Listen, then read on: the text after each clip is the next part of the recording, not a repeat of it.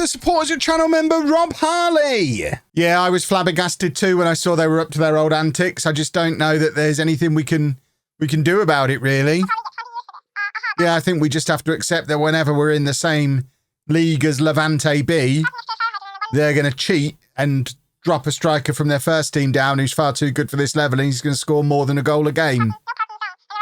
We just have to work around it in the meantime and hope he gets called up to the first team again in January. Hello and welcome to part 18 of Holiday Home. I'm Kevin. Coming up on today's episode, we have supposedly a match against a local rival, although it's very much one of those situations where we're their rivals. Not so much the other way around. Lanusia, who do consider us one of their other rivals, we learned they exist today. We're also playing against top of the table Levante B, our old enemy from down in the tier below, who pipped us to promotion a couple of years ago, who are doing it once again with a real life, real face striker scoring all the goals for them. And it's just cheating. They are just cheats. But once again, they've got a striker who's scoring up more than a goal a game. It all seems very familiar from when the Levante were last in our league a couple of years ago. But since you were last with me, it's been, I guess, the kind of form you would expect. We ended yesterday's video not sure if we were any good. It's still not completely clear. I think what we've learned is we're probably an upper mid-table team. We're probably going to finish top 6, top 8. We might have a late push for the playoffs. We're not on Levante's level. I'm not expecting to be in a promotion push this year. But we've won a few, lost a few, drawn a few, rotated quite a lot as well. We've played a lot of our players, getting to know all of the different options. The only player in our 24-man squad, or 23 now, because we've moved the lad on loan from Hartlepool down to the B team. I can't even remember his name. But Patrice Boyer, our backup goalkeeper, is the only player who's not featured at all so far. And we've had a couple of players emerge as potential stars for us. Marcos Talavera, after his red card in the last episode, is starting to look quite good up front. And as Ignacio Pearce continues to get injured, Talavera is getting a run in the team. Pearce has picked up yet another injury. That's 4 minor niggling injuries since the middle of August this year. He's only 28, but we might be in the end times for Ignacio Pearce, and it's very, very sad. We've also had a rival to Alex Boxall start to come through. One of the loanees, Byron Massey, who scored an absolute beauty of a free kick. In fact, it's one of the best free kicks you'll ever see in Football Manager, so I think we should probably have a little look at it. I think this is the only goal he's ever scored for us, so this should be the free kick. But have a little look at this one, boys and girls. This is a beauty. That was on his debut. 18-year-old on his debut did that. So like I say, we're rotating a bit. So we are going to rotate a bit today in the hopes that everyone is fit for the Levante game in the second half of the episode. So Alex Boxall, Ivan Fakal, Ignacio Pearce, all sitting this one out. Rabiu is just returning from injury. Rabiu picked up a knock just after the last video. Did a hamstring strain, has been out for a month or so, did play a game or two in central midfield and was starting to look really good combining with Martinez Perez on the left, but then got injured, and this is his first game back at full match fitness. So we're playing him on the left wing for now, but there is definitely a thought process in my mind of Rabiu there, Martinez Perez there for the Levante game. But the team in full, it's Fajardo in goal, a back four of Vega, Ivan, Christian David and Iago Lopez, Massey at the base of the midfield, Isra and Cucurella ahead of him, Rabiu on the left, Fibas on the right and Talavera up front. It's a very different looking team to what you were seeing just a couple of days ago. It shows that we've got some good strength in depth now. Those summer signings that I read the YouTube comments. Some people weren't necessarily very impressed with the summer signings because we didn't sign a huge number of players who were significantly better than what we already had. There was a lot of bringing in players of equivalent quality, but bringing in players of equivalent quality allows us to do things like rest Fakal. Fibas gets a run out. It allows us to have Talavera have a run of matches when Pearce is struggling for fitness. And that kind of stuff is good. They don't need to be much better than their alternative. They need to be as good as, so that we can use them a little bit more interchangeably.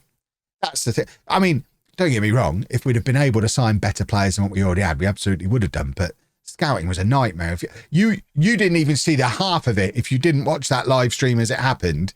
What we showed in the YouTube video, that transfer video, was the Kev being cheerful highlights. There were some tough moments, and it was a long summer to assemble this squad. And I think we have put together a very nice looking squad, which could really do with a win here today, just to keep us in the conversation when it comes to the playoffs going into this Levante game, because we've got to assume we're going to go to Levante and lose.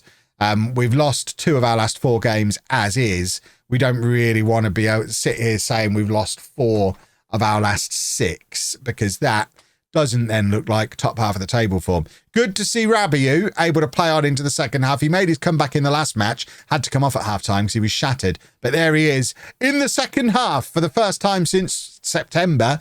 And Iago Lopez with the cross to Cucurella, and he can't keep his header down. It remains 0-0, and I'm starting to wonder at what point do we unleash Ignacio Pearce on our, bless him, rivals. Talavera says never. We never unleash Ignacio Pearce because we don't need him anymore. His days are done. We have a new main man up front, and his name is Talavera. Lovely, lovely, lovely. This is a good goal. Good finish. It was an Ignacio Pearce style goal.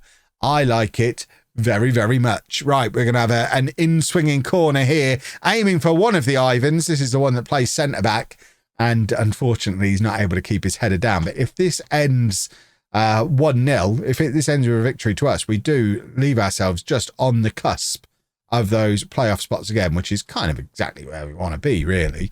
Fajardo making a save, which is a jolly nice novelty. Whenever anything comes at him above shoulder height, it is quite nice to see him remember to move his arms. And he remembered to move his arms that time, which is nice to see. Vega needs to watch himself. He's on a yellow card and has given away a couple of penalties already this season. And he might be developing into the weak link of this back four, which is, I mean, that's quite the achievement when you've got Fajardo with his little arms and Christian David at 5'9" at centre-back. To be neither of those two men and be the one described as developing into the weak link means you're not doing very well. But his backup, Gutierrez, is even worse. I'm starting to wish I hadn't loaned Russ Eddy out. We might be doing some shuffling around in January and getting Russ Eddy back into the mix of the first team squad. Lopez with the clearance off the line as we try to cling on to this narrow lead at the moment. Still 1-0, 25 minutes to go. I mean, our goal very much against the run of play. We've had one shot on target and we scored it. And there is the equaliser, which, you got to say, the equaliser's been coming. They've been better than us. And we're not, like I say, we're not a great team at this level. We're all right. We're okay. We're okay. I hope we're good enough to not be pulled into that bottom 5 relegation battle. It is nice in a situation like this to be able to bring on Fakal and to be able to bring on Pearce and bring on these guys that we know are good. I mean, we can bring on Alex Boxall as well. That is 3 substitutions that it's quite nice to be able to make. To be able to make those changes, bring on 3, arguably our 3 most important players from the last year or two, all coming on with 20 minutes to go, just to try and see us over the finish line. Rabiot is now tired. He's made it to 80 minutes. That's good for him. And we're going to take off Vega, and Joffrey is going to step in at left back. I mean, it might be his position long term if what's his face, I can't even remember his name. He's already dead to me. What is his name? We were just talking about him, Vega. If Vega continues to cause problems, Joffrey might find himself playing at left back a little bit more often, which it's ridiculous, really, because he's twice the size of Christian David. We've got David at centre back and Joffrey, I think 6'3", playing at left back. Good work from Boxall. That's what we miss when we play Massey at the base of the midfield. Massey probably got a little bit more creativity, a little bit more flair. Alex Boxall just patrols in front of the back four, though, and helps protect us from danger. Although he didn't protect us from that danger there, did he? 3 minutes to go. Can we have a late winner? I feel like this is our only opportunity for a win in today's episode in this match. It's the nod down from Perez to Pearce. Now Cucurella is in, and it's straight at the goalkeeper. And that felt like that might have been the chance. And this is why I'm really keen to get Rabiot into that role. So if that's Rabiot bursting out of midfield there, I think we win the match. But was not to be. It's another draw. We've won 1 out of our last 5 matches, and now we're facing the best team in the league. What I consider to be our biggest rivals of the series so far. Good old Levante and their cheaty striker. What a time to be alive, boys and girls. 3 and a bit years into the save, we're finally going to play a cup competition. The Spanish Cup. I'm reliably informed that nerds call this the Copa del Rey. Do I look Spanish to you? It's the Spanish Cup, as it clear. We're in Benidorm, for good. It's obviously the Spanish Cup. And we're in it. I don't know at what point your fancy pants teams play in it. And I think realistically, that's probably going to be tomorrow's video, because I think it's a bit of a moment playing in the Spanish Cup for the first time. My word, there's a lot of teams going to be in this. Right, let's move through this fairly quickly. And we didn't get the fancy new style draw, did we? It looks like an away day in Tenerife would have been nice. I could have gone back to the hotel I went on holiday to this year. So there are some La Liga teams in this. So we could get a huge draw here, potentially. Is everyone in it? Could we get away against Barcelona here?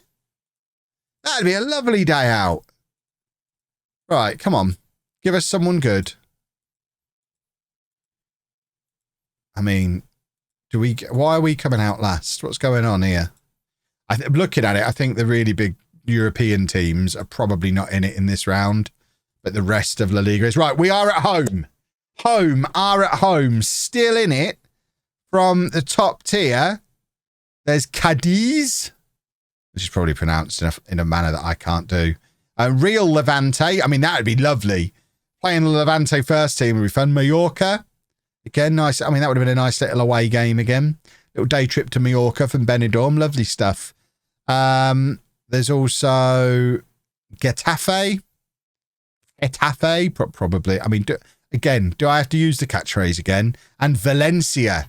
Valencia is the region we're in, isn't it? So Valencia would be huge. That's like the big team from where we are in Spain. It's going to be none of them. Prat. I mean, I mean, for goodness sake. Well, I've just about recovered from that epic disappointment. We will be playing Prat in the first round of the Spanish Cup in tomorrow's episode. It was one of those moments where you would have absolutely assumed it was fake if this wasn't all happening live on Twitch and highlights on lollujo 2, which you can watch whenever you want. But yeah, we're playing Prat. Beautiful. But first, we're playing Levante, the team I consider to be our true rivals. So we are going to what I think is our best combination in midfield. Alex Boxall comes back in defensive midfield. Issa is the playmaker. Rabiu playing as the Mazzala. Martinez Perez coming in on the left. We're also bringing Gutierrez in because Vega is a nightmare. Joffrey's going to partner Christian David at the back. We give Talavera the nod over Pierce, just based on current form and the fact Pierce inexplicably still not fit. And I was going to bring Fakal back in as well, but I got an inbox message just reminding me that Febas used to play for Levante and actually played 28 games for them in this league last year. So I feel like he might be a man out for revenge. He's not really done it for us yet. He might be getting hauled off at half time to get Fakal in, but I think we leave him on initially just to see how he performs against his former team. He might want to show them what they're missing out on. That's what I'm hoping for anyway, but keep a close eye on how this midfield works. The midfield 3 with Boxall at the base of it and Rabiu is, for goodness sake. I mean, right. I'm not moving Rabiu out of midfield. I'm going to put Febas on the left and bring Fakal on. The last time I got to play those two together like this, Rabiu got injured. This game is determined not to let me play Rabiu and Martinez Perez together. But what this does mean is Febas is going to get a little bit more game time than maybe, more of an opportunity to prove himself than maybe he would have done ordinarily. And we get Fakal in. So I guess it's not all bad, but Rabiu and Martinez Perez combining is a thing of beauty. We're just apparently never going to get to see it for very long ever. Here it is, Boxall, though, at the base of the midfield. And there's the ball over the top for Talavera. This was Gutierrez who played the ball forward. And he's got the assist as well. And Talavera doesn't score. He's offside. It was a well-taken goal. And Gutierrez making more of a contribution than Vega normally does. But Talavera should be better than that. He's well offside there. Should know better. And unfortunately, he's miles off. And the goal is disallowed as a result. Remains 0-0. I guess as a one-off game, we're probably happy with a draw in this one. But with them being the big rivals and with them being top of the league and with us being at home and with it being a YouTube video, I just want to win. I'd like to win today, please. Phoebas doesn't look like he's particularly up for revenge, does he? No one's playing very well. But that does also apply to Levante at the moment. So I guess it's okay. It feels a lot like a 0-0 at the moment, although they're now getting their first break forward. There's the cheat code player. 13 goals in 11 matches for them now.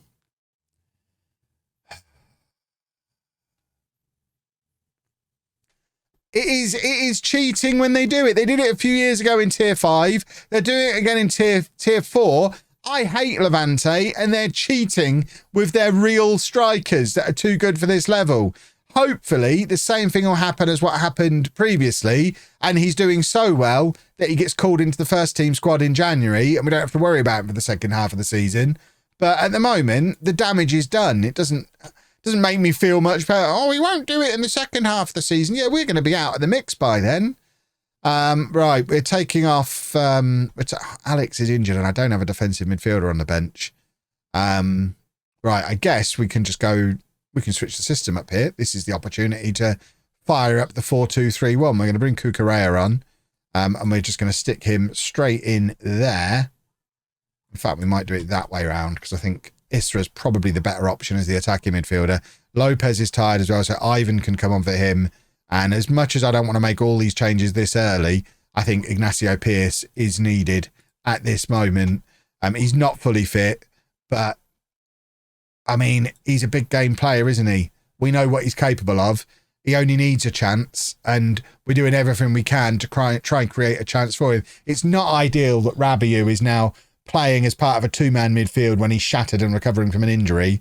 It's all pretty unfamiliar for him, but we've got to try, haven't we? We've got to try and salvage something from this game. A narrow 1-0 defeat against the best team in the league when they've got a cheat striker.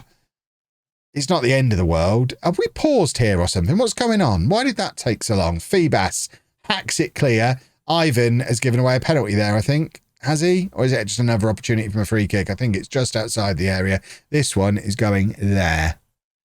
They're scoring this one. Fajardo's arms aren't long enough to keep out a free kick from this range. So where the mouse is where the goal is going. Oh! Doesn't matter. We're still losing. But 1-0 defeat. I guess I can live with that. It is 1 win in 6 now, which is slightly troubling form, especially with Pratt on the horizon. And now we lose Martinez Perez for a couple of months, which means it's going to be a couple of months before we get to play Rabiot in central midfield again, because he's just going to have to move out to the left because we don't have a sensible backup option now. It's so frustrating. Right. That form is worrisome. That league position is probably just about okay, but we're only 4 points clear of the relegation zone, which is worrisome. But we do have Pratt on the horizon, so we'll enjoy Pratt tomorrow. If you've enjoyed that, please make sure you leave a nice big thumbs up on there for me. Subscribe to the channel for daily Football Manager videos. And thank you very much for watching.